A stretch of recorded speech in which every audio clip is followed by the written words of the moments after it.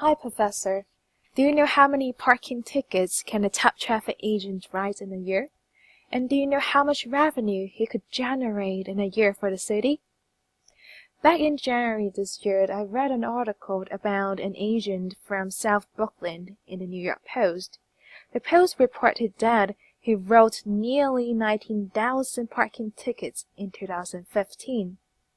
In total, himself alone generated more than $1 million in amount of fines for the city.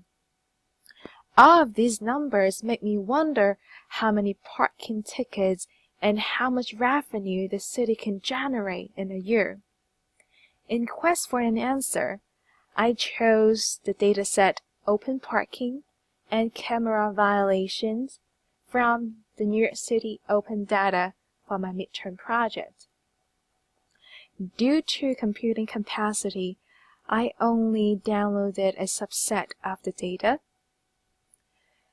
Still, the total number of observations amounts to more than 1 million records. In this dataset, it contains numerical variables such as fine amount, reduction amount, and payment amount. It also includes categorical variables such as violation types, county, and issuing agency. I created a variable called issue month from issue date to facilitate analysis by month. Furthermore, I created a variable called reduced to indicate whether a violation has received a fine reduction. With this dataset, I created a dashboard using pivot tables and pivot charts to summarize the number of violations and amount of revenue generated by various categorical variables such as violation type, month, and county. I divided my dashboard into 3 sections. The first section includes the overview of the parking violation data from 2015. It includes 4 pivot charts, number of violations by month, number of violations by county, revenue generated by month, revenue generated by county.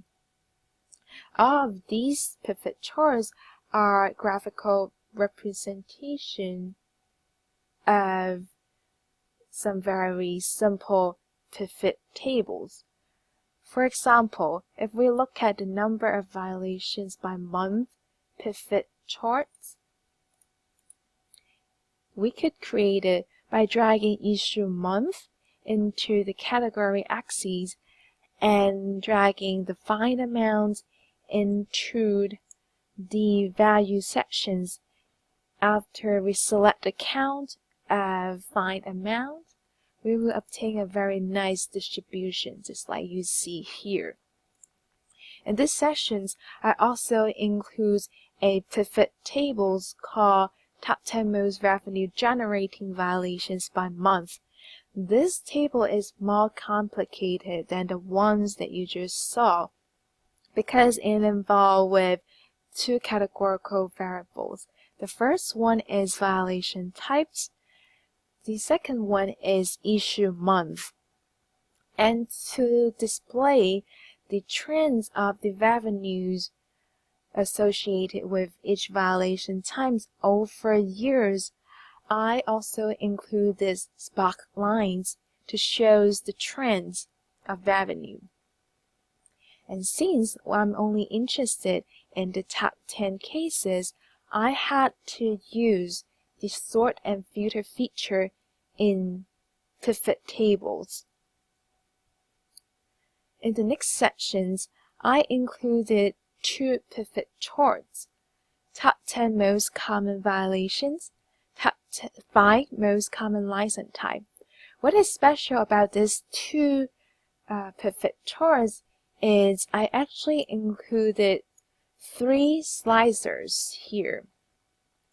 With these 3 slicers, not only I can look at the distributions on the aggregate level, I can actually drill down to each layers of these categorical variable: county, issuing agency, issue month, whether I want to do it separately or simultaneously. For example, on the aggregate level, the most common violation type is no parking, street cleaning. However, if we're just interested in New York alone, and let's see how the distribution change. Now, the most common violation for Manhattan is no standing date / time limits. We can also apply to filter together. For example, if I want to look at Queens, now without any other filtering, the most common violations is no parking, street cleaning. However, if I want to see Queens in January, now the most common violation type become inspection sticker expired / missing. In the last sessions, I included 3 pivot charts: top 20 violations with highest average fine amount, top 20 violations with highest reduction rates, top 20 violations with highest average amount reduced.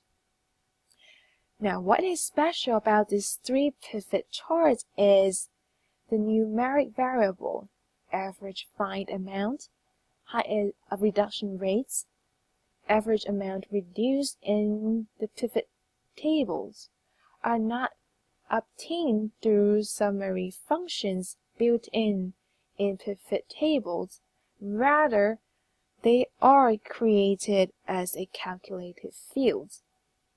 For example, if we want to look at the percent violations with fine reduced pivot tables, we can see the percent cases with fines reduced is actually the ratio between the number of cases with fine reduced and total violations associated with each violation type.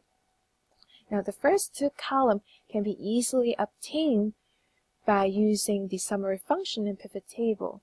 However, there is no way we could obtain the ratio between 2 pivot columns using summary function unless we use the calculated field feature in the Analyze tab. And from here, we could actually insert a name for the field and type in the formula, number of cases over total violation here. And once we hit add, we will have a new column populated. And how is it helpful for me?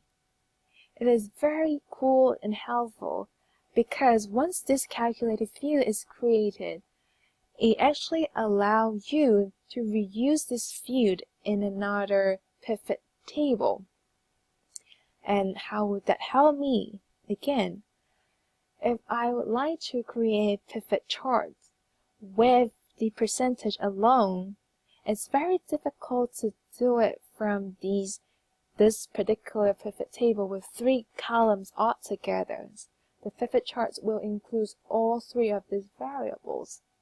However, if I could reuse my calculated field in other pivot tables, just like I did here, I could easily create a pivot chart with the percentage alone, just like the one that you saw on my dashboard.